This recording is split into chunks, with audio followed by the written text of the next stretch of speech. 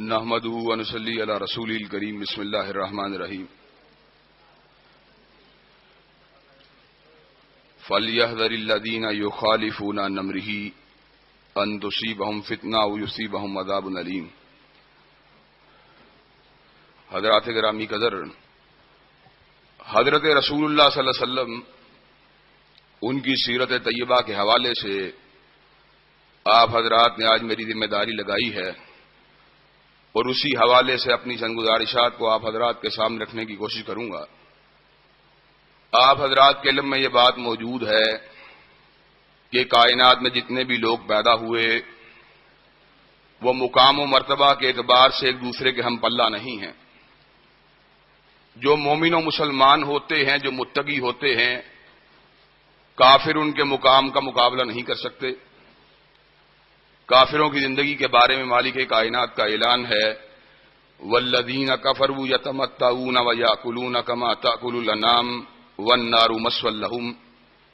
کافروں کی زندگی چوپایوں کی مانند ہے، ان کا کھانا بھی، ان کا پینا بھی، ان کا رہن سہن بھی جانوروں کی مانند ہوتا ہے۔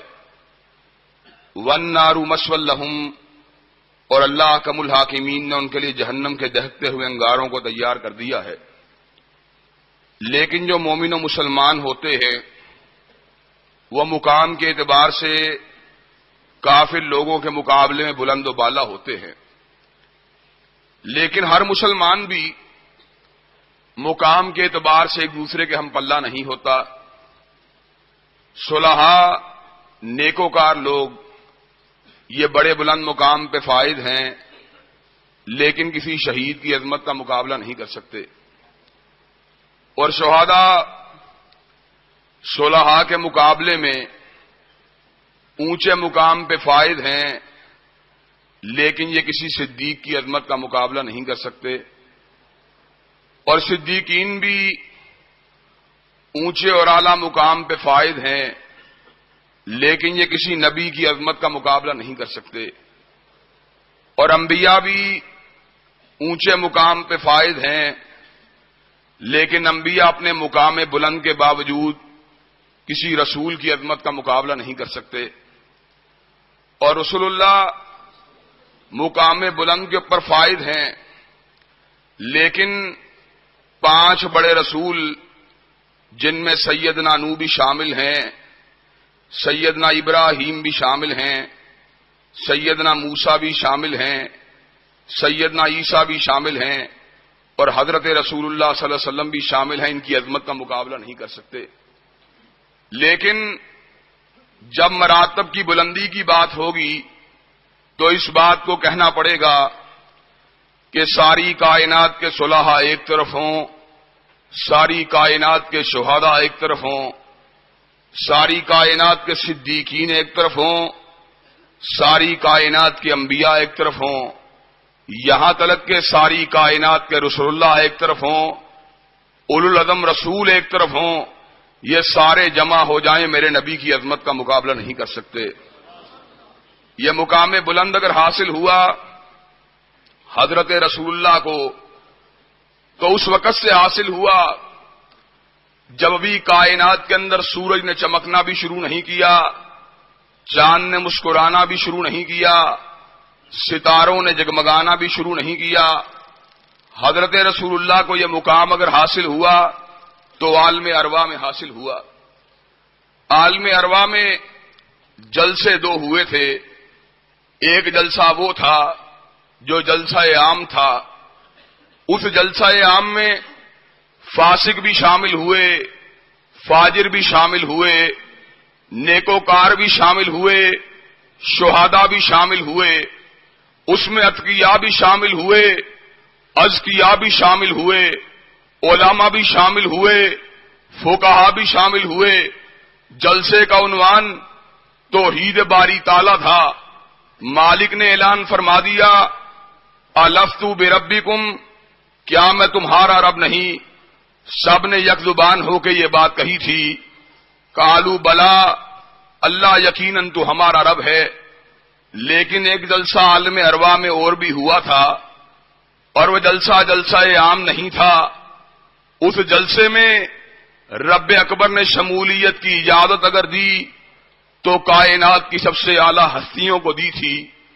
اس جلسے میں حضرت آدم صفی اللہ کو بلایا گیا، حضرت نوح نجی اللہ کو بلایا گیا، حضرت ابراہیم خلیل اللہ کو بلایا گیا، حضرت اسماعیل ذبیح اللہ کو بلایا گیا، حضرت موسیٰ کلیم اللہ کو بلایا گیا، سیدنا روح اللہ کو بلایا گیا، 1,24,000 انبیاء کو بلایا گیا، 310 313 یا 315 رسول اللہ کو بلایا گیا. ہوا کیا؟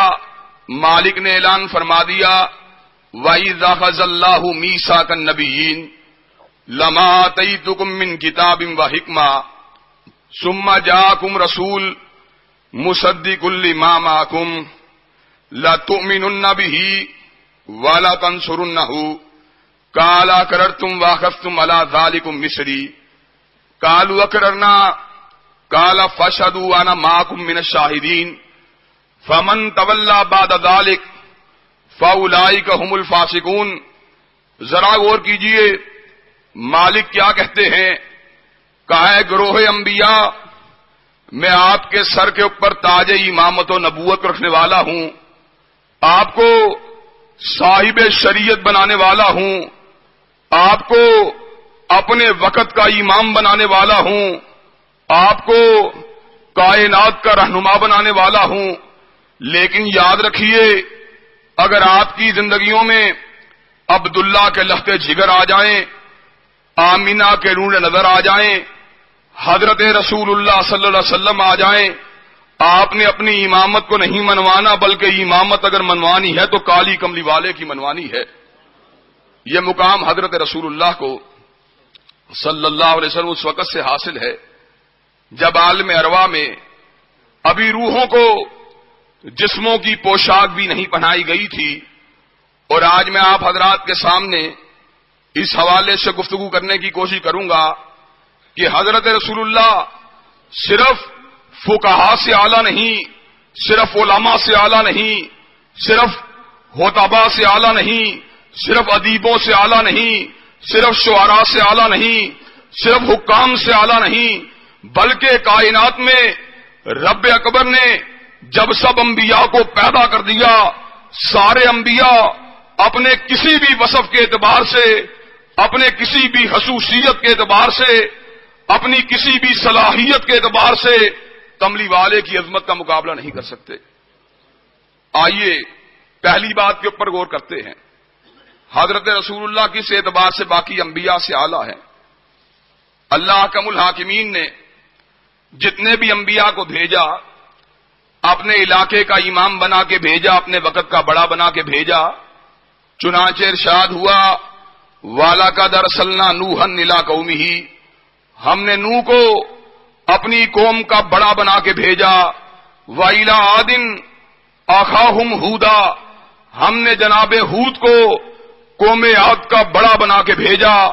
وَإِلَىٰ ثَمُودَ أَخَاهُمْ صَالِحًا، ہم نے جناب صالح کو قوم سمود کا بڑا بنا کے بھیجا. وَإِلَىٰ مَدْيَنَ أَخَاهُمْ شُعَيْبًا، ہم نے جناب شعیب کو قوم مدین کا بڑا بنا کے بھیجا. جناب لوط آئے قوم سدوم کے بڑے بن کے آئے. جناب موسیٰ، جناب عیسیٰ، جناب یحییٰ، جناب داؤد، جناب سلیمان بنی اسرائیل کے بڑے بن کے آئے. لیکن جب میرے نبی کی باری آئی مالک نے اعلان فرما دیا قل یا ایھا الناس انی رسول اللہ الیکم جمیعا، او کائنات کے لوگوں سن لو، آج وہ آیا ہے جو سرزمین مکہ کا بڑا بن کے نہیں آیا، جو سرزمین حجاز کا بڑا بن کے نہیں آیا، جو جزیرۃ العرب کا بڑا بن کے نہیں آیا، جو بر اعظم ایشیا کا بڑا بن کے نہیں آیا، بلکہ آج وہ آیا ہے جو سارے زمانوں کا بڑا بن کے آیا ہے اور سارے مکانوں کا بڑا بن کے آیا ہے. یہ شرف اگر حاصل ہوا حضرت رسول اللہ کو حاصل ہوا. اور حضرت رسول اللہ کس اعتبار سے باقی انبیاء سے اعلیٰ ہے؟ ذرا اس اعتبار سے ایک اور نقطے کو آپ حضرات کے گوشے گزار کروں گا. سیدنا ابراہیم علیہ الصلوۃ والتسلیم کائنات کے سارے مسلمانوں کے باپ کی حیثیت رکھتے ہیں. حضرت ابراہیم کی اولاد دو ٹکڑوں میں تقسیم ہو گئی، ایک آل اسماعیل ہے، ایک آل اسحاق ہے۔ آل اسحاق کے نصیبے میں ہدایت کا جو مرکز آیا اس کو بیت المقدس کہا جاتا ہے، اور آل اسماعیل کے نصیبے کے اندر ہدایت کا جو مرکز آیا اس کو بیت اللہ کہا جاتا ہے۔ اب ذرا غور کیجئے، بیت المقدس کی تولیت کبھی جناب یعقوب نے کی، کبھی جناب یوسف نے کی، کبھی داؤد نے کی، کبھی سلیمان نے کی، کبھی زکریا نے کی، کبھی یحییٰ نے کی، کبھی جناب عیسیٰ نے کی۔ تقریباً لگ بھگ 70,000 انبیاء ایسے آئے جو بیت المقدس کے علاقے میں ہدایت کے ساقی بن کے آئے، ہدایت کے چشموں کے نگہبان بن کے آئے۔ ادھر آل اسماعیل ہے جس میں قبیلہ قریش بھی شامل ہے، بنو ہاشم بھی شامل ہے، بنو امیہ بھی شامل ہے، بنو عدی بھی شامل ہے، بڑے بڑے سردار بھی شامل ہیں جو بیت اللہ کے متولی بن کے آئے، جو بیت المقدس کے علاقے کے نگہبان تھے۔ وہ بیت اللہ کے رہنما بن کے نہیں آئے، اور جو بیت اللہ کے نگہبان تھے وہ بیت المقدس کے مقتدا بن کے نہیں آئے۔ لیکن یہ اعزاز اگر حاصل ہوا، میرے نبی کو حاصل ہوا، مالک نے اعلان فرما دیا، سبحان الذی اسری بعبدہ لیلا من المسجد الحرام الی المسجد الاقصی الذی بارکنا حولہ۔ اور سن لو مالک نے کیا کیا، نبی کو بیت اللہ سے اٹھا دیا، سینے بیت المقدس میں پہنچا دیا، اس امر کا اعلان فرما دیا۔ آج وہ آیا ہے جو ایک قبلے کا امام بن کے نہیں آیا، ہدایت کے ایک مرکز کا نگہبان بن کے نہیں آیا، ہدایت کے ایک چشمے کا ساقی بن کے نہیں آیا، بلکہ آج وہ آیا ہے جو نبی القبلتین بن کے آیا ہے، دونوں قبلوں کا رہنما بن کے آیا ہے، دونوں قبلوں کا مقتدا بن کے آیا ہے۔ آج وہ آیا ہے کہ ہدایت جب بھی ملا کرے گی اس کے نقشے قدم کے اوپر چل کے ملا کرے گی۔ یہ اعداد اگر حاصل ہوا، حضرت آقا علیہ الصلوۃ والتسلیم کی ذات کو حاصل ہوا، اور میرے نبی کی اس اعتبار سے اعلیٰ ہے۔ آدم دنیا سے چلے گئے، جناب نوح دنیا میں آ گئے۔ آدم نے سیدنا نوح کو نہیں دیکھا، سیدنا نوح دنیا سے چلے گئے، سیدنا ابراہیم آ گئے۔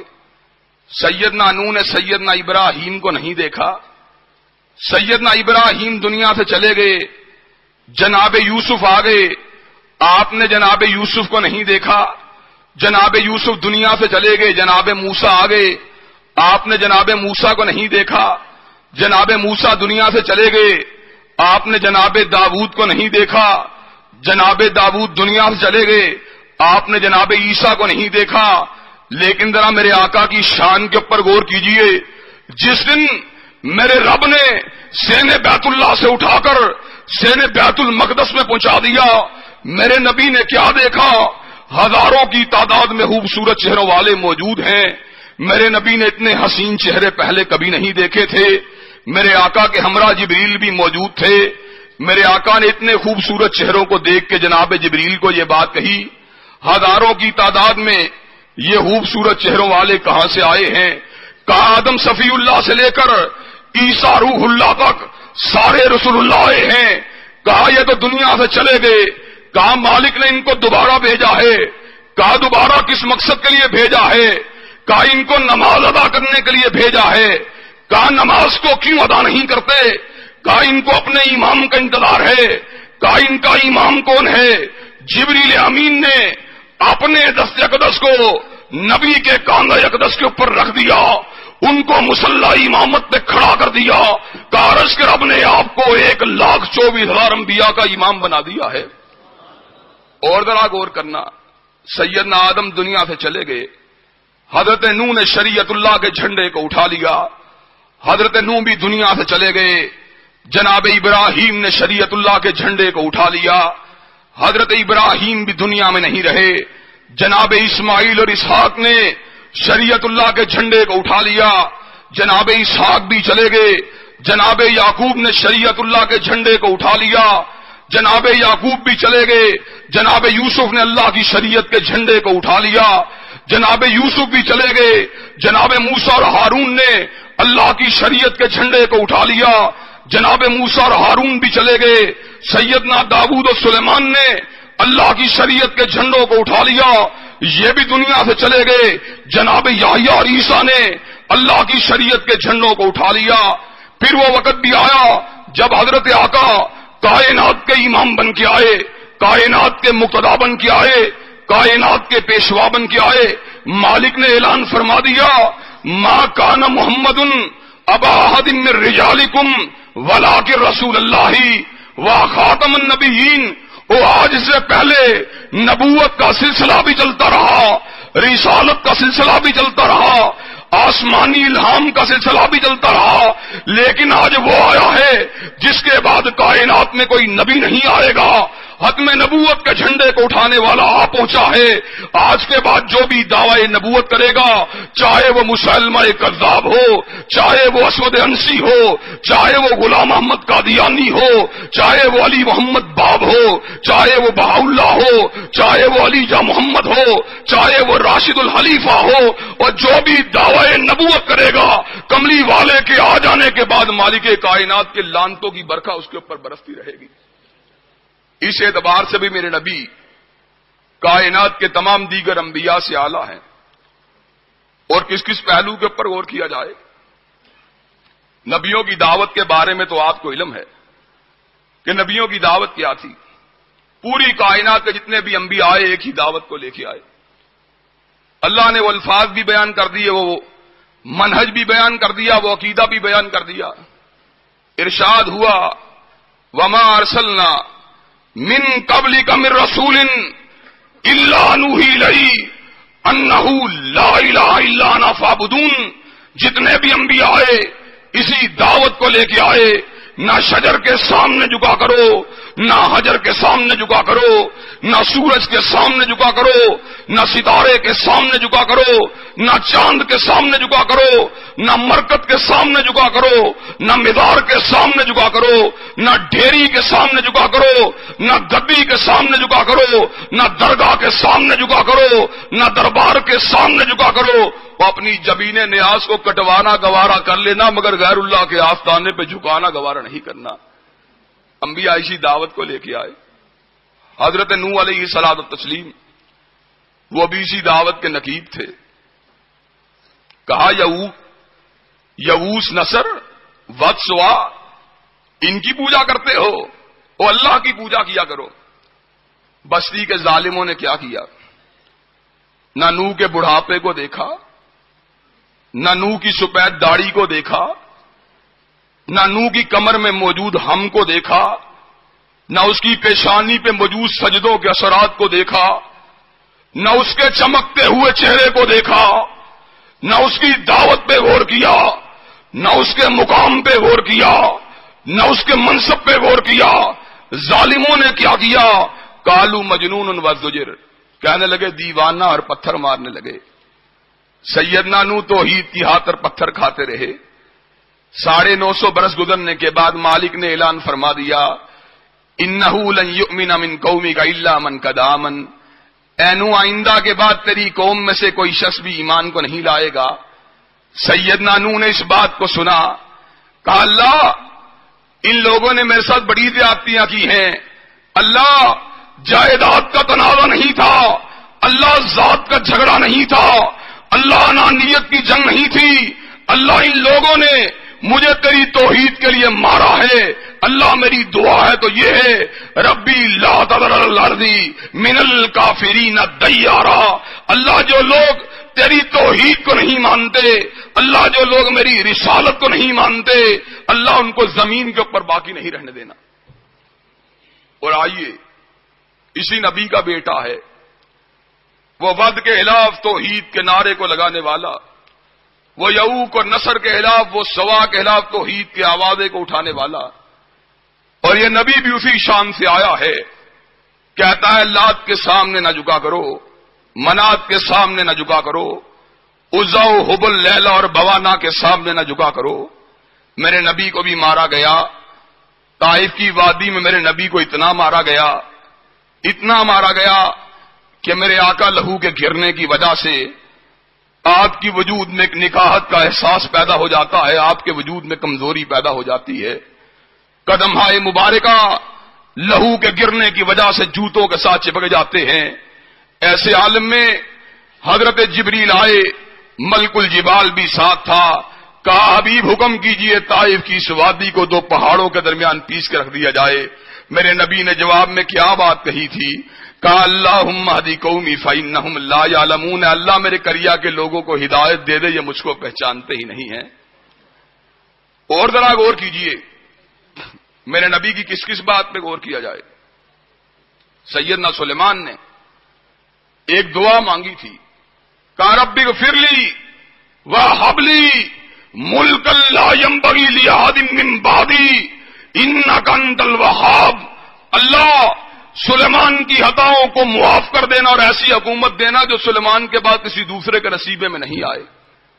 دعا مانگی، اللہ نے حکومت دے دی. پہاڑوں کو بھی تابع کر دیا، ہواؤں کو بھی مسخر کر دیا، حشرات الارض کو بھی تابع کر دیا، جنات کو بھی مسخر کر دیا، ہدہد کو بھی آپ کے ماتحت کر دیا، جانوروں کی زبانوں کو بھی سکھلا دیا. لیکن یہاں پر ذرا نبی کی بات پہ غور کرنا، وہ بھی سلیمان کا بھیا ہے.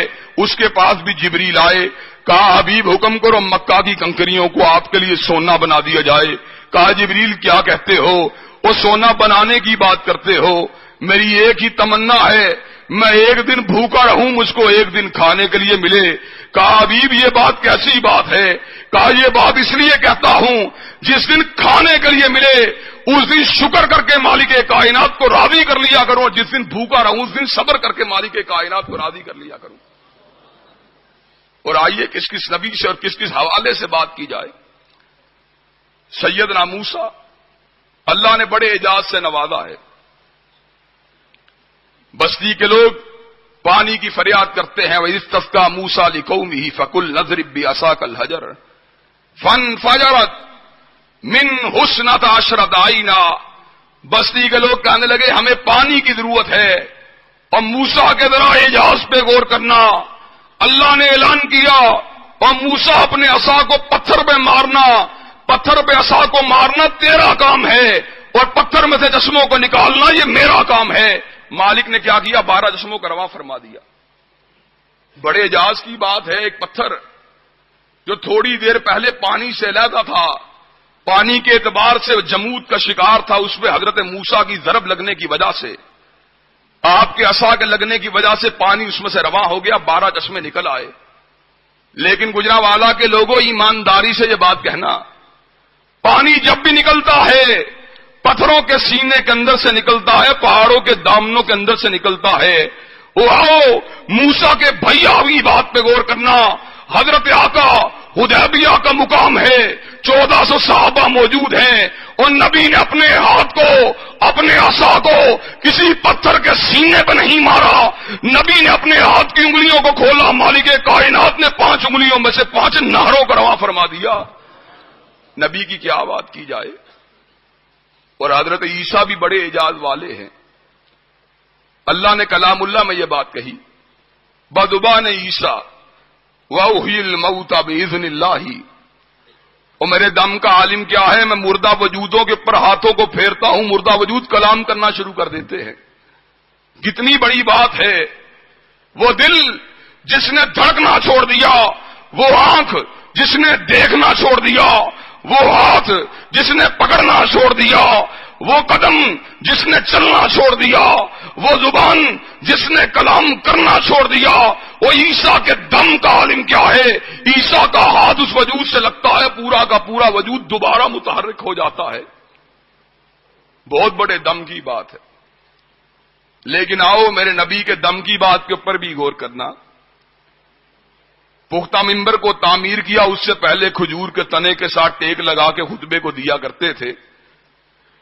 جب کھجور کے تنے سے اپنی نشست کو اٹھایا، پختہ ممبر کے اوپر لگایا، کھجور کے تنے نے آنسوؤں کو گرانا شروع کر دیا، چیخنا اور چلانا شروع کر دیا.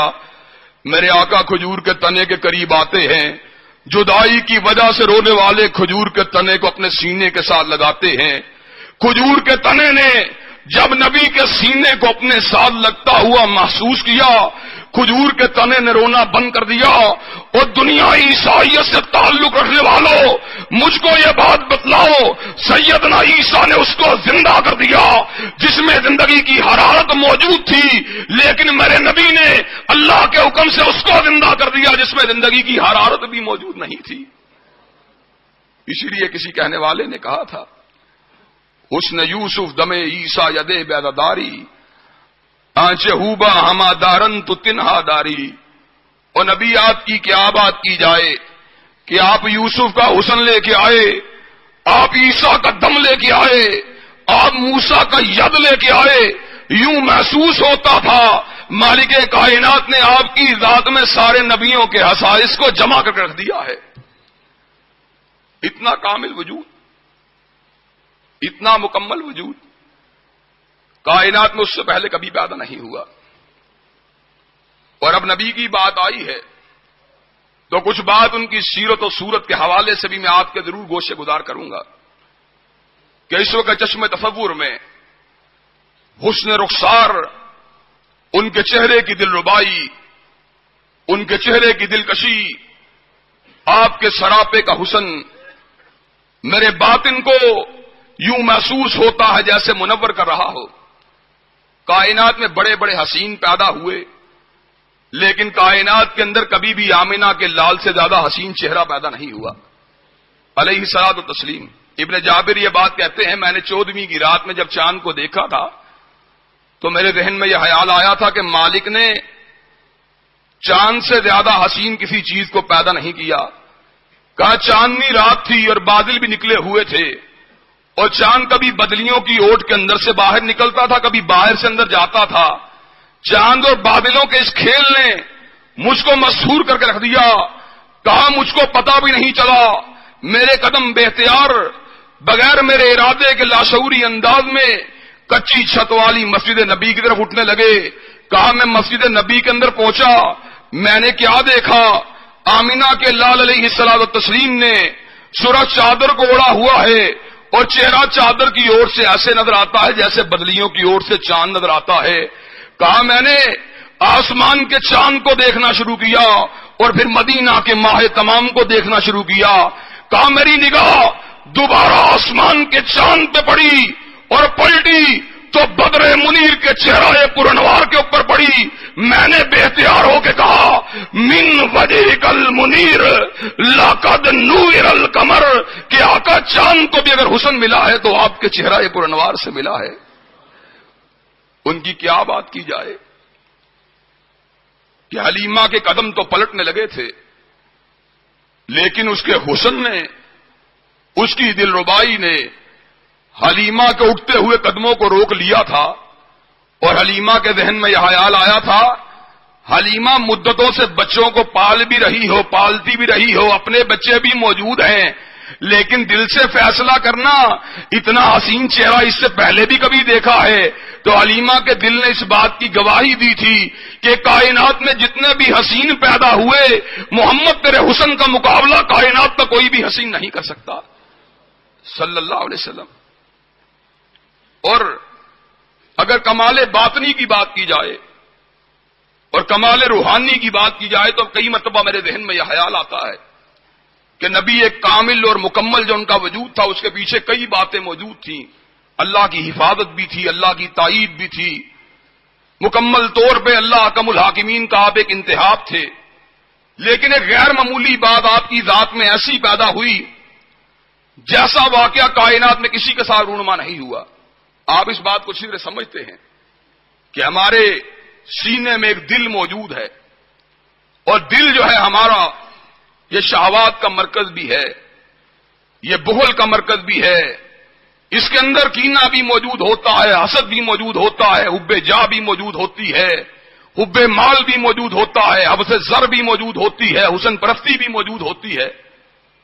لیکن جب یہ اعلیٰ اوصاف کسی دل میں پیدا ہوتے ہیں پھر اس میں شرافت بھی ہوتی ہے، نجابت بھی ہوتی ہے، ایمانت بھی ہوتی ہے، دیانت بھی ہوتی ہے، طہارت بھی ہوتی ہے، فقاہت بھی ہوتی ہے، دنائی بھی ہوتی ہے، حکمت بھی ہوتی ہے، فراست بھی ہوتی ہے، شجاعت بھی ہوتی ہے، سخاوت بھی ہوتی ہے۔ یہ سارے کے سارے اعلیٰ اوصاف ہیں، لیکن کیا وجہ ہے کہ نبی کا سینہ ہر قسم کے کمزور اوصاف سے خالی تھا اور قسم کے اعلیٰ اوصاف سے بھرا ہوا تھا. کبھی آپ نے اس حقیقت کے اوپر غور کیا؟ اس کی وجہ کیا تھی؟ اس کی وجہ یہ تھی کہ ہمارا سینہ، اس میں شیطانی القاء، شیطان کی آمد و رفت کی گنجائش موجود ہے.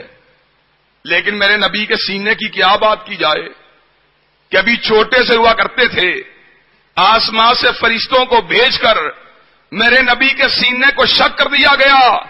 اس سینے کو شک کر کے اس میں سے دل کو نکالا گیا. دل میں ہر قسم کے اعلیٰ اوصاف کو بھر دیا گیا. دل کو طاہر اور مطہر بنا دیا گیا. بچپنے کے اندر اللہ حکم الحاکمین نے نبی کے سینے کے اندر ہر قسم کی خصوصیات کو ودیعت فرما دیا. اور یہی وجہ ہے کائنات کے اندر بڑے سے بڑا ناقد پیدا ہو، بڑے سے بڑا خوردبین لگا کے معائنہ کرنے والا پیدا ہو، اس کو میرے آقا کی ذات میں کوئی حامی نظر نہیں آ سکتی. جس کے سینے کو مالک کائنات نے خود چاک کر کے اس کے سینے کو نور سے بھر دیا ہو، اس کے سینے کو حکمت سے بھر دیا ہو، فراست سے بھر دیا ہو، دیانت سے بھر دیا ہو، ایمانت سے بھر دیا ہو، شجاعت سے بھر دیا ہو، اس کے سینے کے اندر غلط بات کیسے موجود ہو سکتی ہے؟ اور پھر وہ باطنی کمالات ظاہر بھی ہوئے. کس انداز میں ظاہر ہوئے؟ کس کس وصف کی بات کی جائے، کس کس اوصاف کی بات کی جائے، کس کس صفت کی بات کی جائے؟ مجموعہ کمالات ہے میرے آقا کی ذات. اسی وجہ سے کسی کہنے والے نے کہا تھا خلقت مبرام من کل عیب کانک قد خلقت کما تشاء. پیارے حبیب، آپ کو ہر عیب سے پاک بنایا گیا ہے.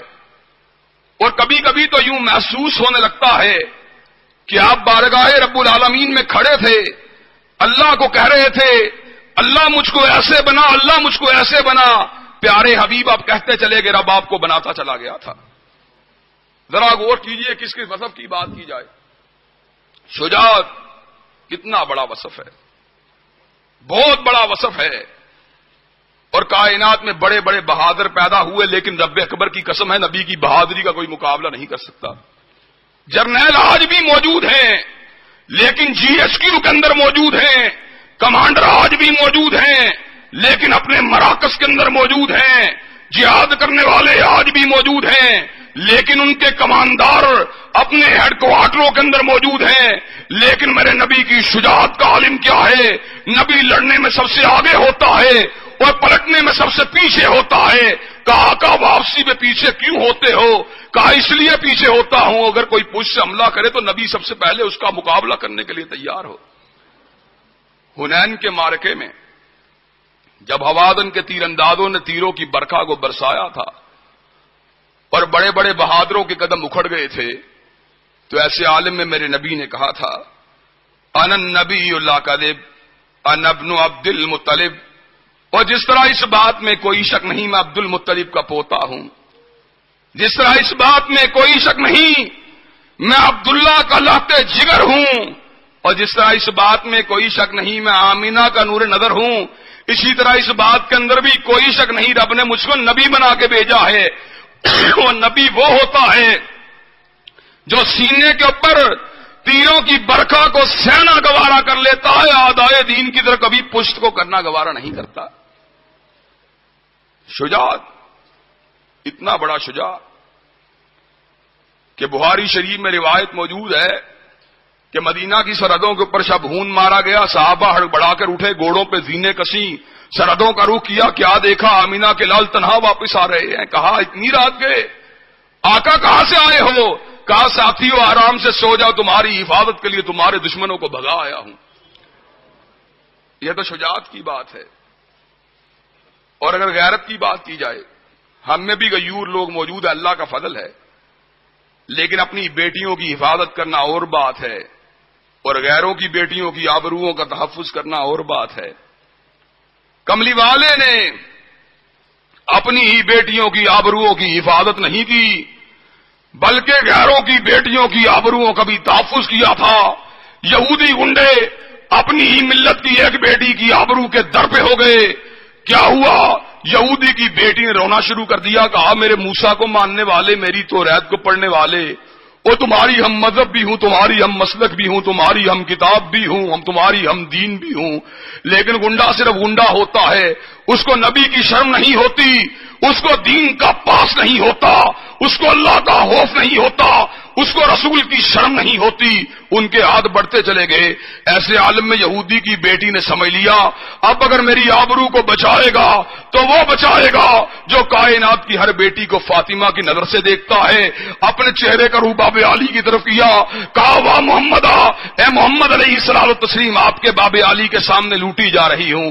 ام المومنین سیدہ صدیقہ کائنات سلام اللہ علیہا راوی ہیں آقا کی وہ کملی جس کی وجہ سے کبھی عرش کے رب نے یا ایھا المدثر کہہ کے پکارا اور کبھی یا ایھا المزمل کہہ کے پکارا. آقا کے قدم آئے مبارکہ کے اندر گری، آقا کملی کو گھسیٹتے ہوئے باہر آئے، کملی کو اٹھایا، یہودی کی بیٹی کو دیکھے بغیر اس کے سر پہ ڈالا، کہا مدینہ میں میرے تحت رہنے والی یہ بیٹی تو یہودی کی بیٹی نہیں بلکہ محمد کی بیٹی ہے صلی اللہ علیہ وسلم.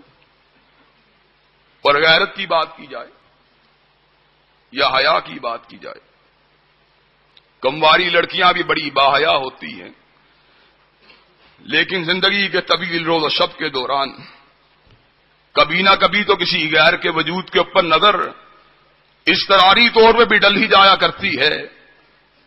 لیکن اس نبی کی طہارت کا عالم کیا ہے؟ عورتیں مسئلہ پوچھنے کے لیے بھی آتی ہیں اور قبول اسلام کے لیے بھی آتی ہیں. آقا آیات بیت کی تلاوت کرتے ہیں، تم نے شرک نہیں کرنا، تم نے قتل نہیں کرنا، تم نے زنا نہیں کرنا، تم نے چوری نہیں کرنی، تم نے جھوٹی تہمت نہیں لگانی. جب آیات بیت کی تلاوت مکمل ہو گئی، جو مسلمان ہونے کے لیے بیٹی آئی تھی اس نے سمجھا تکمیل بیت کے لیے اپنے ہاتھوں کو اپنے روحانی بابا کے ہاتھوں میں دینا ضروری ہے. حضرت رسول اللہ کائنات کی ہر بیٹی کے روحانی بابا ہیں کہ النبی اولا بالمؤمنین من انفسہم وازواجہ امہاتہم، کہ جس کی بیویاں مومنوں کی مائیں ہوں اس کا خود جو مقام ہوتا ہے وہ روحانی باپ والا ہوتا ہے. اس نے پردے کو سرکایا، تکمیل بیت کے لیے اپنے ہاتھوں کو آقا کے ہاتھوں کی طرف بڑھایا. نبی نے جب اپنی بیٹی کے ہاتھوں کی انگلیوں کو آگے بڑھتے ہوئے دیکھا، اپنی نگاہوں کے اوپر اپنے ہاتھوں کو رکھ لیا، کہا غیر محرم عورت اپنے ہاتھوں کی انگلیوں کو پیچھے کر لے. محمد علیہ الصلوۃ والتسلیم کسی غیر محرم عورت کو چھونا تو بڑی دور کی بات ہے، اس کے ہاتھوں کی انگلیوں کو دیکھنا بھی گوارا نہیں کر سکتا. اس نبی کی کیا بات کی جائے اور کس کس وصف کا ذکر کیا جائے. ہاتھ میں تائی بھی بڑا سخی تھا، لیکن اس کی صحابت نے اس کو مفلوق الحال نہیں کیا. گھوڑے اس کے پاس موجود رہے، سرمایہ اس کے پاس موجود رہا، محل اس کے پاس موجود رہا، لنگر چلتے رہے، غریب کھاتے رہے، لیکن حاتم کے گھر میں بھوک نہیں آئی. لیکن میرے نبی کی صحابت کا عالم کیا ہے؟ مسجد مدینہ میں غلے کے ڈھیر لگ جاتے مال غنیمت کے آنے کی وجہ سے، اور بڑا بڑا ساز و سامان موجود ہوتا، مانگنے والے آتے اور دینے والا ان کو دیتا جاتا، اور دل میں یہ خیال موجود ہوتا کہ گھر میں میری بیویاں حفصہ اور عائشہ بھی موجود ہیں، ان کے ساتھ بھی پیٹ موجود ہے. بھوک تو ہر کسی کو لگتی ہے، نبی کو بھی لگتی ہے، ولی کو بھی لگتی ہے. اگر بھوک نہیں لگتی تو اللہ الصمد اللہ احکم الحاکمین کو نہیں لگتی. باقی تو جو بھی پیدا ہوا پیٹ کے ساتھ پیدا ہوا، روٹی کی ضرورت کے ساتھ پیدا ہوا. حضرت رسول اللہ کے دل میں یہ خیال موجود ہوتا ہے کہ میری بیویاں ان کو بھی کھانے کی ضرورت ہے. نبی کی بیویوں کے ذہن میں یہ خیال موجود ہے. آج مدینہ کے گھر گھر میں جب چولہا جلے گا تو ہمارے گھر میں بھی تو کھانا پکے گا. حضرت آقا دیتے جاتے ہیں، خیال موجود ہے آری حصے میں سے کچھ بچا لیا جائے گا. لیکن جب مانگنے والے آتے گئے اور دینے والا دیتا گیا تو پھر وہ وقت بھی آیا، کملی کو جھاڑا گیا، اپنے کاندھے پہ ڈالا گیا، گھر میں داخل ہو گئے. اور نبی کی بیویوں نے پوچھا آج مدینہ کے گھر گھر میں چولہا جلے گا، آج ہمارے گھر کیا چیز پکے گی؟ کہا مومنوں کی ماؤں، تمہارے بیٹے آئے محتاج بھی تھے اور مفلس بھی تھے، اور میری غیرت نے اس بات کو گوارا نہیں کیا میرے گھر میں تو چولہا جل جائے لیکن تمہارے بیٹے بھوکے رہیں. اور بدلاؤ حاتم کی صحابت ایک طرف ہے، میرے نبی کی صحابت ایک طرف ہے. ایک حاتم طائی کی بات نہیں، 10 حاتم طائی کی بات نہیں، 100 حاتم طائی کی بات نہیں، وہ 1000 حاتم بھی جمع ہو جائیں کملی والے کی صحابت کا مقابلہ نہیں کر سکتے. اور آؤ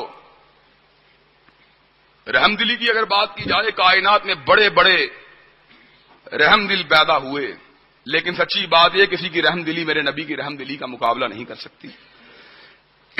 اتنا رحم دل میرا نبی کہ جس نے ساری زندگی میرے نبی کو گالیاں دی اور یہ الفاظ کہے لَيُخْرِجَنَّ الْعَزُّ مِنْهَا الْأَذَلَّ، ہم عزت والے ہیں اور معاذ اللہ اس کے پاس عزت موجود نہیں.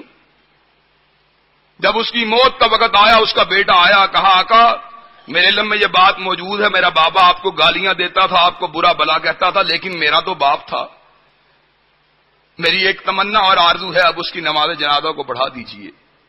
آقا نے اپنے ایک جانثار کو دیکھا، شمع رسالت نے اپنے پہ قربان ہونے والے ایک پروانے کو دیکھا، اس کے ساتھ اس کے دل میں اپنے بابا کی محبت کو دیکھا، میرے نبی کی محبت کو جوش آیا، میرے نبی کی رحمت کو جوش آیا. کہا کیوں گھبراتے ہو، یہ لو وہ پاک کپڑے جنہوں نے میرے نبی کے وجود کو چوما تھا، ان پاک کپڑوں کو اتار دیا، کہا اس کو عبداللہ ابن ابی کو پہنا دیا جائے. عبداللہ ابن ابی کو لایا گیا، اس کے گلے میں میرے نبی نے اپنے لعاب دہن کو ڈال دیا.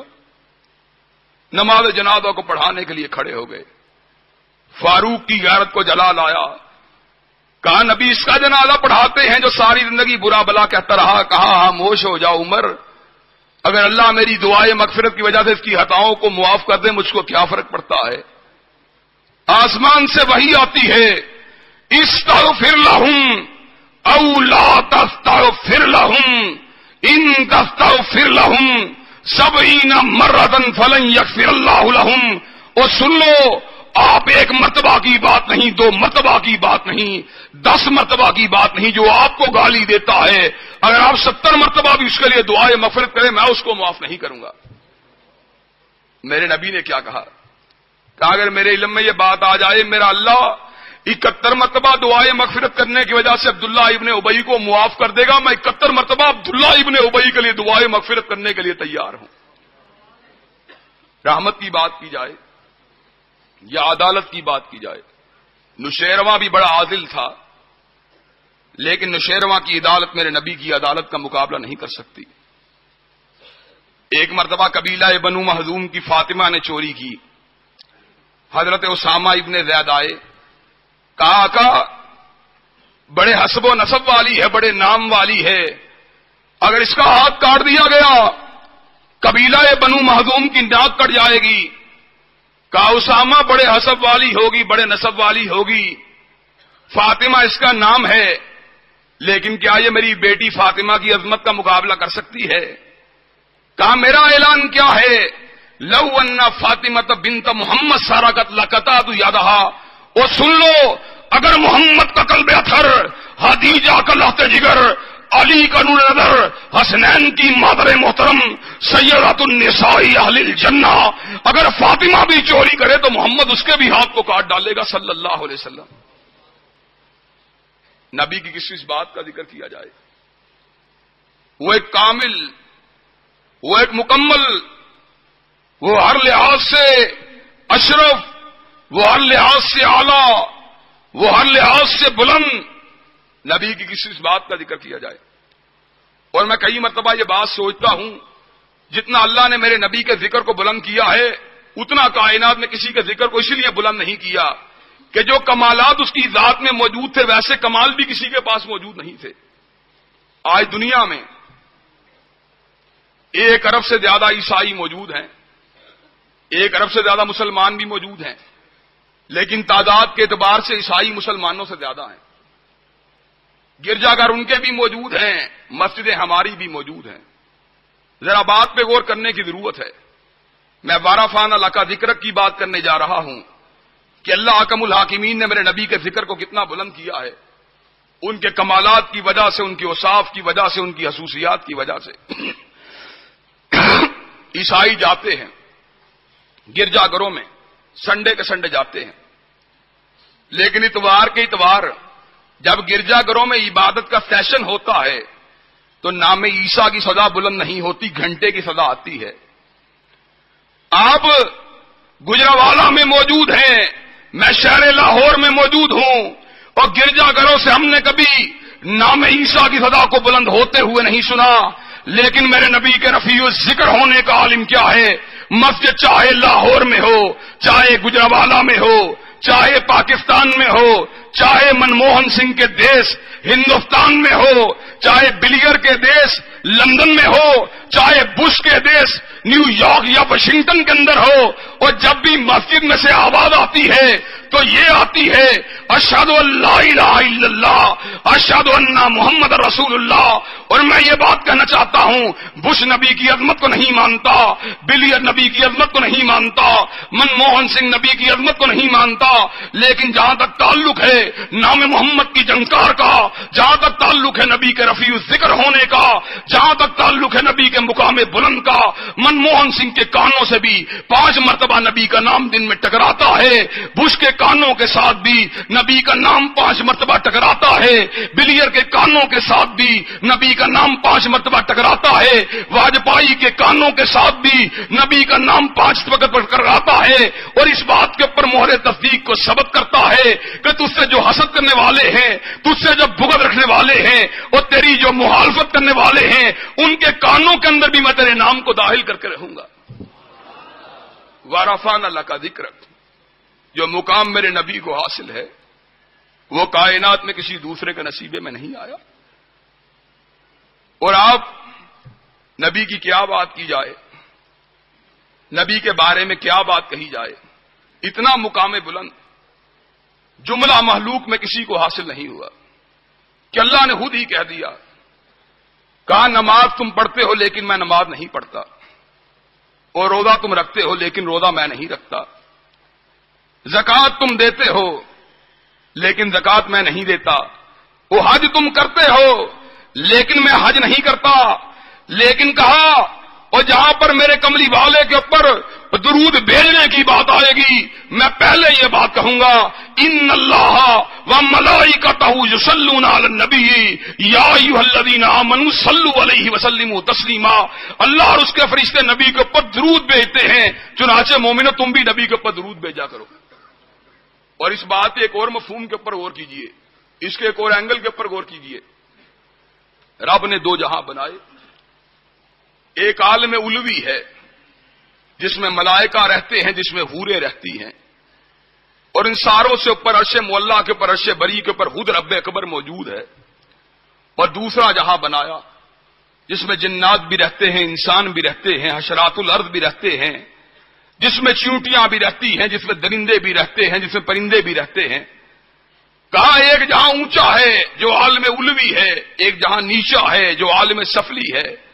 بات کے اینگل پہ غور کیجئے، ان اللہ وملائکتہ یصلون علی النبی یا ایھا الذین آمنوا صلوا علیہ وسلموا تسلیما، وہ عالم علوی کے رہنے والے فرشتے اور ان کا رب نبی کے اوپر درود بھیجتا ہے، اور اگر تم نے بھی مقام بلند پہ آنا ہے تم بھی نبی کی ذات کے اوپر درود کو بھیجا کرو۔ یہ مقام اگر حاصل ہوا کملی والے کو حاصل ہوا، اور جو ان کو حیثیت اتھارٹی کے اعتبار سے ملی، اتھارٹی کے اعتبار سے بھی ایسی حیثیت کسی کے نصیبے میں نہیں آئی۔ کہا لقد کان لکم فی رسول اللہ اسوۃ حسنہ، رسول اللہ کی زندگی تمہارے لیے بہترین نمونہ ہے، رول ماڈل ہے، چاہے سیاست ہو، چاہے معیشت ہو، چاہے معاشرت ہو، چاہے کاروبار ہو، چاہے لین دین ہو، چاہے سماجی زندگی ہو، چاہے معاشی زندگی ہو، چاہے گھریلو زندگی ہو، چاہے آئلی زندگی ہو، چاہے موت کا دن ہو، چاہے وفات کا دن ہو، چاہے پیدائش کا دن ہو، چاہے نکاح کا دن ہو، تمہارے لیے ہر صورت کے اندر، ہر لحظہ، ہر مقام کے اوپر نبی کی زندگی کامل نمونہ ہے۔ اور کہا جو نبی کی حدیث کو نہیں مانتے، جو اس کی سنت کو نہیں مانتے، جو اس کے اسوے کو نہیں مانتے، ان کے بارے میں مالک کا فیصلہ کیا ہے؟ کہا فَلْيَحْذَرِ الَّذِينَ يُخَالِفُونَ عَنْ أَمْرِهِ أَن تُصِيبَهُمْ فِتْنَةٌ أَوْ يُصِيبَهُمْ عَذَابٌ أَلِيمٌ۔ وہ اس مقام بلند پہ فائز ہے کہ جو میرے نبی کی حدیث کو نہیں مانتے، جو ان کی سنت کو نہیں مانتے، جو ان کے ارشاد کو نہیں مانتے، جو ان کی چال کو نہیں مانتے، جو ان کی ڈھال کو نہیں مانتے، جو ان کی گفتار کو نہیں مانتے، جو ان کی رفتار کو نہیں مانتے، جو ان کی طرز سیاست کو نہیں مانتے، جو ان کے طرز جہاد کو نہیں مانتے، جو ان کے طریقہ تجارت کو نہیں مانتے، جو ان کی گھریلو زندگی کو نہیں مانتے، فَلْيَحْذَرِ الَّذِينَ يُخَالِفُونَ عَنْ أَمْرِهِ أَن تُصِيبَهُمْ فِتْنَةٌ أَوْ يُصِيبَهُمْ عَذَابٌ أَلِيمٌ۔ اللہ نے ان کو دنیا کے اندر مصیبت میں مبتلا کرنا ہے، فتنے میں مبتلا کرنا ہے، اور آخرت میں مالک کائنات نے ان کے لیے دردناک عذابوں کو تیار کر دیا ہے۔ اور یہاں پہ پھر میں ایک بات کہوں گا، اللہ نے کلام اللہ کو نازل کیا، لیکن کلام اللہ، اس کی تشریح، اس کی توضیح، اس کا بیان، اس کی تفسیر، اس کے معنی کو بتلانا، اس کے مفہوم کو امت تک پہنچانا، یہ سارے کے سارے کام اگر ودیت کیے گئے، میرے نبی کو ودیت کیے گئے۔ جو لوگ یہ بات کہتے ہیں تنہا قرآن مجید سے گزارا ہو سکتا ہے، میں حدیث کی ضرورت نہیں، وہ لوگ جھوٹ بولتے ہیں، اور کلام اللہ کے خلاف ان کی حرزہ سرائی ہے۔ اللہ کا اعلان یہ ہے، ان الذین یکفرون باللہ ورسلہ ویریدون ان یفرقوا بین اللہ ورسلہ ویقولون نؤمن ببعض ونکفر ببعض ویریدون ان یتخذوا بین ذلک سبیلا اولئک هم الکافرون حقا۔ جو لوگ کیا کرتے ہیں، اللہ اور اس کے رسول کا انکار کرتے ہیں۔ کس طرح انکار کرتے ہیں؟ اللہ کی بات کو مانتے ہیں لیکن رسول اللہ کی بات کو نہیں مانتے، اللہ کی بات کے پر عمل کرنے کے لیے تیار ہیں لیکن رسول کی بات پہ عمل نہیں کرتے، درمیانی رستے کو اختیار کرنا چاہتے ہیں، رسول کی بات کو اگنور کرنا چاہتے ہیں، اور لاکھ اپنے آپ کو مومن کہتے رہے، یہی لوگ کافر ہیں، یہ لوگ مسلمان نہیں ہو سکتے۔